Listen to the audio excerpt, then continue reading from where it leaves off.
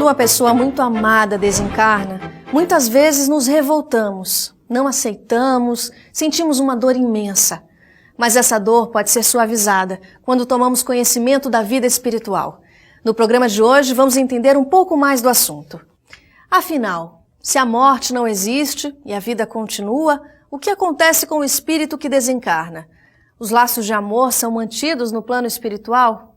Vamos encontrar nossos entes queridos?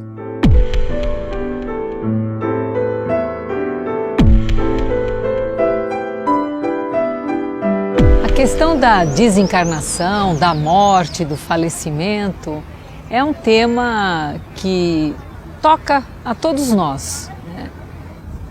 Se vamos olhar, todas as famílias têm no seu processo familiar alguém que desencarnou. A morte, na visão espírita, não mata ninguém. Segundo o Espiritismo, não existe a morte. Existe a finitude de um corpo físico que foi veículo para um espírito realizar o seu aprendizado, o seu crescimento, num determinado espaço de tempo. É apenas o corpo físico que morre. O espírito, que é tudo, vai ficar. Morte não mata ninguém, eu costumo dizer isso. Ela só muda a gente de lado. A pessoa que desencarna, ela apenas está saindo fora do corpo, ela não está desaparecendo. Aí entra os conhecimentos que temos através da socialização, principalmente materialista, que faz com que a pessoa pense que essa separação é uma perda eterna. E o Espiritismo vem desvendar que a pessoa está saindo fora do corpo para voltar para a vida real. Muitas vezes as pessoas dizem perda de entes queridos. Mas nós sabemos que não perdemos aqueles que morreram, aqueles que partiram para o plano espiritual. E também essa expressão perda de entes queridos, ela não é uma expressão correta, porque realmente o que ocorre não é a perda. Ninguém perde ninguém e que nós devemos entender como o momento da partida de um ser amado para a pátria espiritual. Ele retorna à pátria de origem. Por isso, nós não perdemos o nosso amor, a pessoa que amamos continua a nos amar do outro lado, nós continuamos a manter os mesmos elos de amizade, de afinidade, de sintonia, tudo isso que anteriormente nos ligava a essa pessoa. Continuamos da mesma maneira, nesse mesmo processo de aproximação, de atração para com aquela pessoa que agora está no mundo espiritual. Apenas isso. Deixou o corpo físico, que é uma veste, a veste carnal, e essa pessoa agora está na pátria que nós iremos um dia também retornar. Todos vamos para lá. Todos vamos nos reencontrar. A melhor maneira de lidar com a chamada perda de entes queridos na visão espírita é perceber que não fomos criados para a morte, para a destruição ou para o sofrimento. A separação de entes queridos entra num processo de evolução e de aprendizado para ambas as partes. E isso faz com que as experiências levem cada um a cumprir o seu trajeto. Então ninguém morre. Continua se vivendo de um outro jeito, de uma outra forma.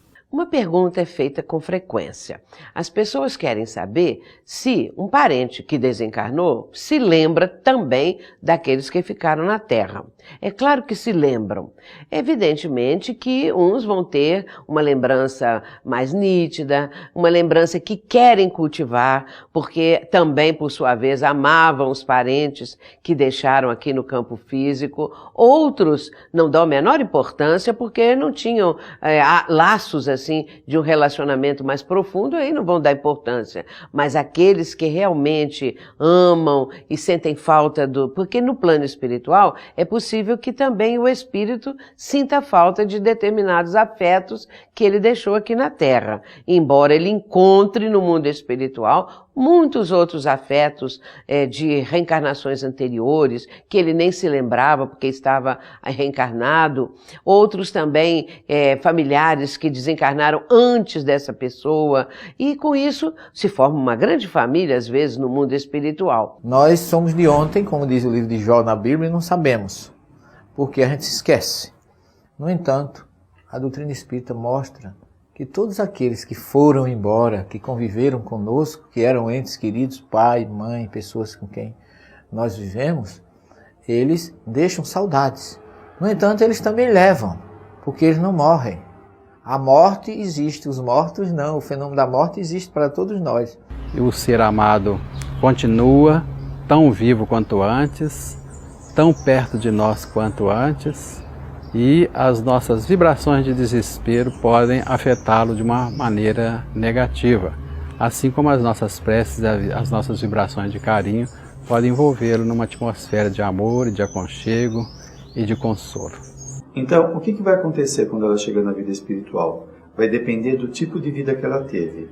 Se ela foi uma pessoa que foi do mal, prejudicou muitas pessoas, praticou muitos atos equivocados, lesivos à sociedade, ela vai se encontrar com desencarnados que têm os mesmos interesses que ela, provavelmente tão desordeiros ou mais do que ela.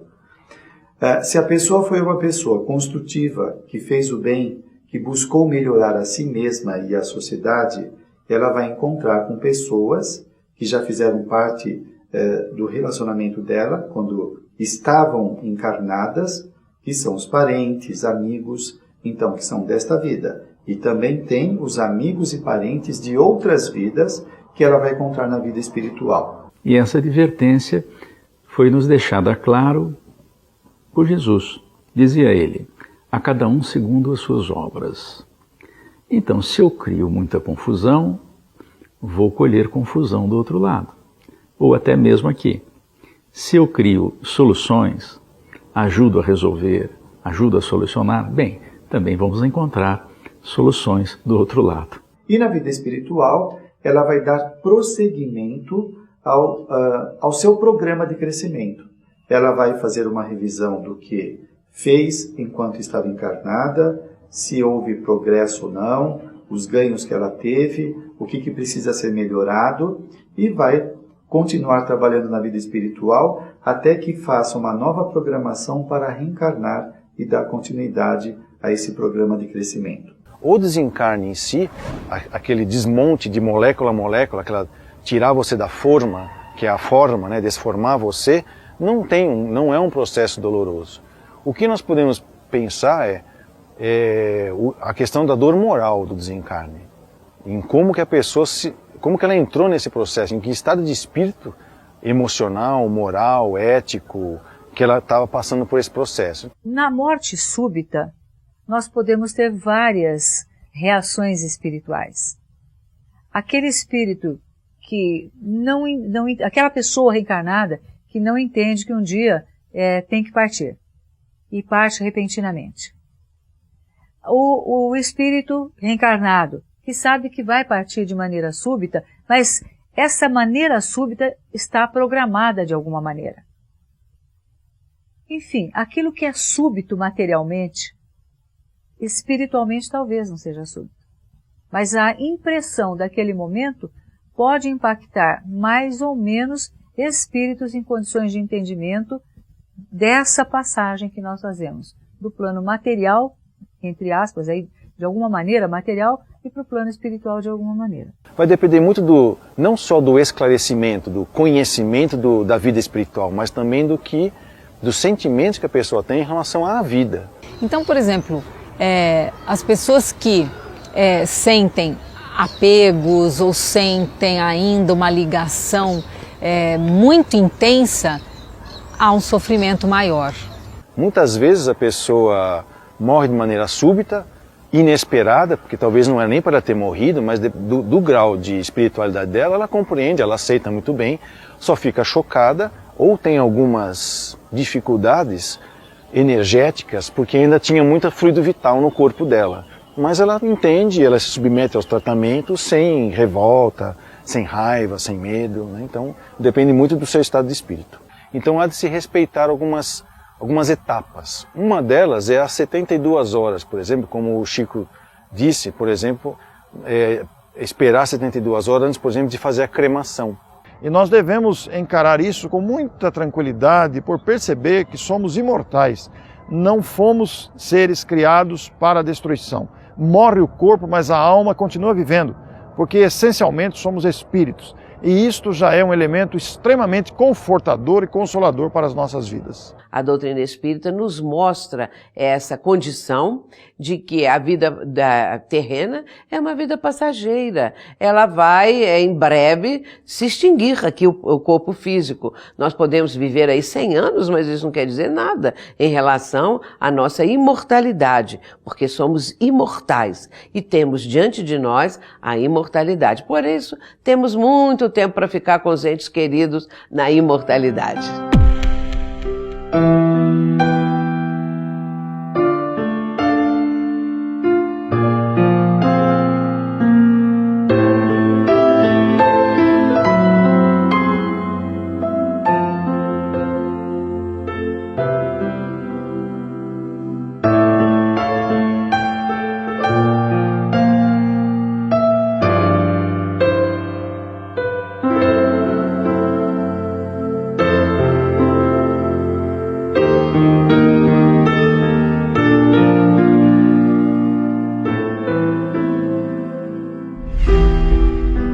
Como é possível ter notícias de entes queridos desencarnados?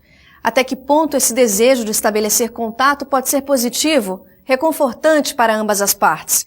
E quando atrapalhamos os desencarnados, fazendo com que continuem apegados ao mundo material? Voltamos já.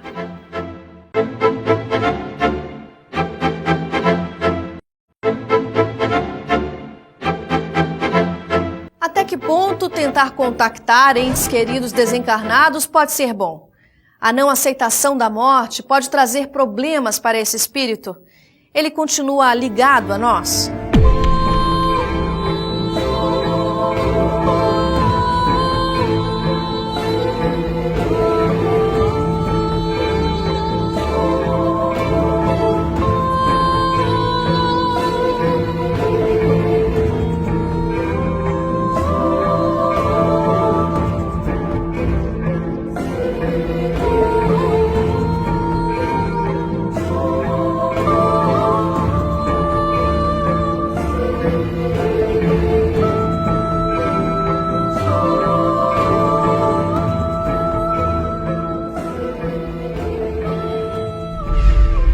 Às vezes assim acontece. Nós conseguimos segurar um espírito em função dos nossos pensamentos de amor ou de ódio. Odiamos tanto alguém que, por exemplo, lesou um filho nosso de forma letal ou não, e aquele que sai do corpo, por exemplo, num incidente policial, nós temos tanto ódio que nós atraímos aquele espírito e nos vinculamos através dessa rede mental de negatividade que nós nos expressamos na relação com o mundo espiritual. O amor, como o ódio, gera vinculações. Mas nós temos uma premissa: esse ente querido também não é nosso, não é nossa propriedade. Todos nós estamos aqui para um dia partirmos.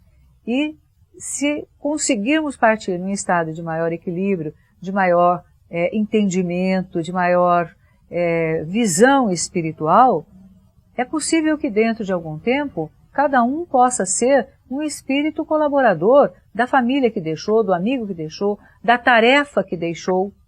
Mas, enfim, o que a gente imagina é, nós sentimos a dor da perda do convívio. A dor, a perda, entre aspas, de entes queridos, é só o tempo que irá acalmar. Mas se nós tivermos fé em Deus e verificarmos que cada um de nós, antes de sermos filhos de nossos pais, somos filhos de Deus, e Ele resolveu chamar-nos para a nossa casa de novo, é porque estava correto aquilo ali. Podemos fazer contato com nossos entes queridos de forma que não os prejudique, mas trazendo consolo para ambas as partes? A doutrina também vem nos mostrando, através de todo esse tempo em que ela veio para o plano terreno, essa terceira revelação da lei de Deus à humanidade, ela evidencia a possibilidade da comunicação com estes nossos entes amados, que estão do outro lado da vida, mas que se aproximam de nós vibratoriamente, pelo pensamento. E, sabendo disso, eu posso me conectar com preces, eu posso me conectar com as lembranças saudáveis, positivas do tempo em que ele esteve entre nós. Uma comunicação de alguém que está no mundo espiritual, já é um espírito desencarnado, é feita através da mediunidade, é uma comunicação mediúnica e podemos ter esse contato com familiares que, estando do lado de lá, desejam se aproximar de nós, desejam se comunicar. A comunicação é possível, porém não se deve ficar forçando, como a gente diz, porque às vezes espíritos embusteiros, vamos dizer assim, podem tomar o nome do seu ente querido e responder qualquer besteira, né? Então, primeiro é saber se o cara morreu mesmo, né? Porque é interessante isso, porque já aconteceu em alguns centros espíritas de jornalistas irem lá com o nome de pessoas ditas desencarnadas e não estavam desencarnados coisa nenhuma e eles receberam uma comunicação. O que significa isso? É espírito embusteiro, né? Que está pregando peças nas pessoas, né? Porque o médium era idôneo, era um centro espírita que não estava fazendo aquilo para ganhar dinheiro nem cobrava nada, mas alguém foi lá e pregou uma peça, né? Vamos dizer assim. Não adianta, porém, querer forçar. Eu ouço pessoas dizendo assim, eu sou espírita há 10, 20 anos, como um caso de um amigo meu. Sou espírita há 20 anos. Nunca nenhum familiar meu se comunicou. Não tive notícia de ninguém até hoje. Isso pode acontecer realmente. A maioria não teve notícias dos seus parentes. Mas hoje, com aquele momento em que Chico Xavier, quando esteve entre nós, se dedicava a psicografar essas mensagens dos entes queridos para os familiares que estão no plano terreno ainda, Chico deixou, então, aberta uma possibilidade, uma probabilidade dessa comunicação. Por isso os médiuns hoje são muito procurados e as pessoas querem ter notícia dos parentes. Então é preciso ter um certo cuidado de não ficar evocando espíritos recém-desencarnados para não aumentar a sua perturbação.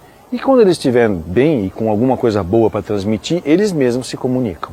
E o desencarnado também tem que estar numa condição favorável para ele não se desequilibrar. Porque o que acontece? Quando ele vê o parente ou o amigo encarnado que vai visitá-lo, se ele não estiver em condições, a saudade que isto vai provocar faz com que o motivo da desencarnação comece a reaparecer, como, por exemplo, a doença ou o acidente que ele sofreu. Então, ele começa a rememorar as coisas da terra, os parentes, as emoções que desencadeou com essa presença do amigo ou do parente, então começa a voltar. Então, às vezes, não é adequado que haja este reencontro. Eu acho que o tempo também não é só do espírito desencarnante, também é o tempo da família do desencarnante. Que às vezes, aquele processo que nós chamamos de dor da separação, é um processo que precisa ser vivido porque é o fogo do cadinho que faz as transformações nas pessoas, aprender a lidar com a vontade de Deus, aprender a lidar com a perda, essas emoções precisam ser trabalhadas. Se vem comunicações que interferem nisso, pode atrapalhar todo o processo. Até porque, do ponto de vista de Deus e dos espíritos, ou do plano espiritual, as coisas que acontecem conosco não têm cheiro nem fedor. O que eles precisam é o que isso é importante para a nossa transformação.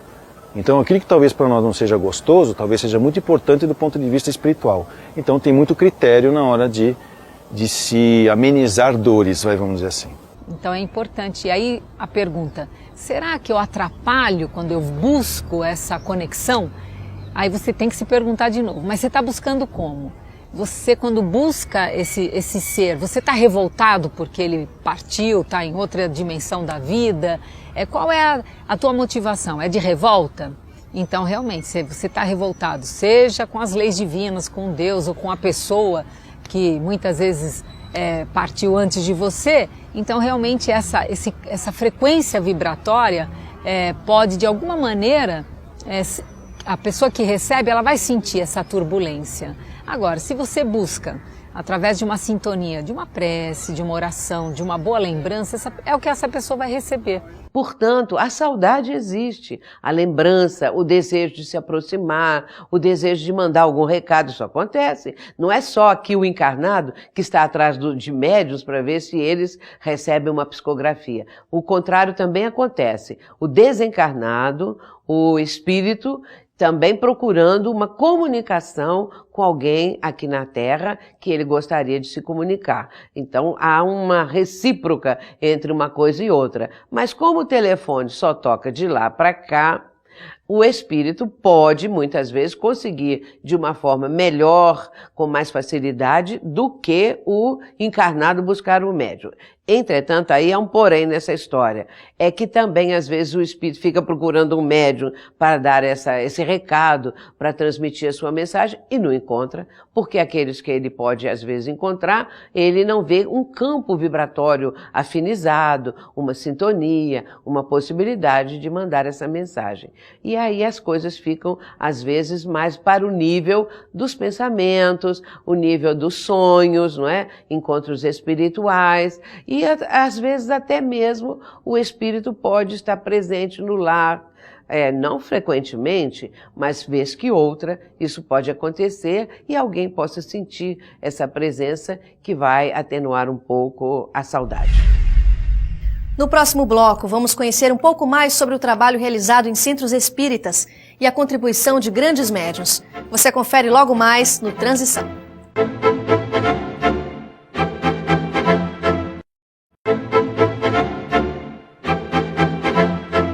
A psicografia é uma das principais aliadas na comunicação entre encarnados e desencarnados. E o médium funciona como um instrumento nesse processo.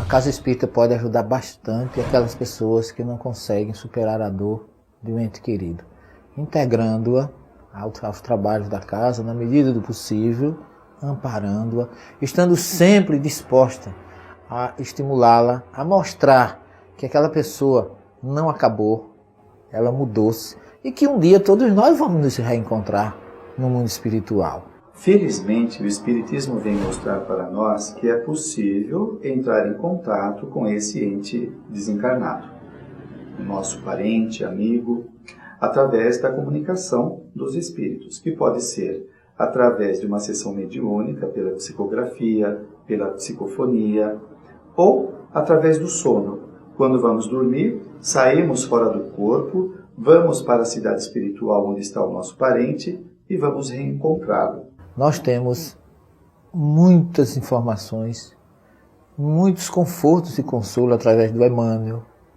de André Luiz, da própria Joana de Ângeles, através de Divaldo Pereira Franco. Eles têm mensagens, muitas, nesse sentido, que podem confortar as pessoas. A doutrina espírita não é sem motivo que tem o codinome de O Consolador, porque ela nos oferece uma facilidade para compreender a vida, tanto aqui na Terra quanto no mundo espiritual, e a gente vai ter um consolo muito grande, porque quando nós conhecemos o motivo da dor, quando nós sabemos que tudo é passageiro, que não há mal que dure para sempre, a esperança se acende e a nossa fé se consolida e nós sofremos, mas sofremos menos, com menos desespero, mais racionalmente, mas sabendo que, na verdade, Deus não separa as pessoas que se amam.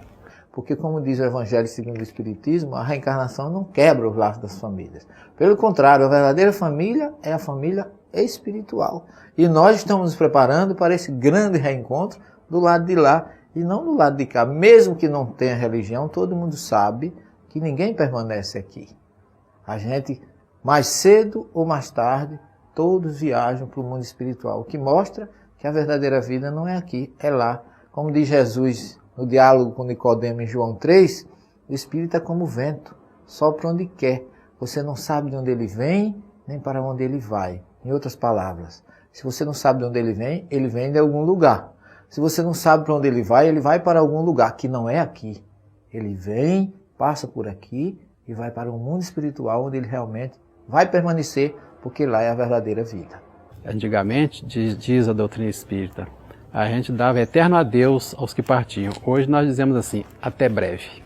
A vida espiritual para nós espíritas tem uma outra visão diferente dos espiritualistas.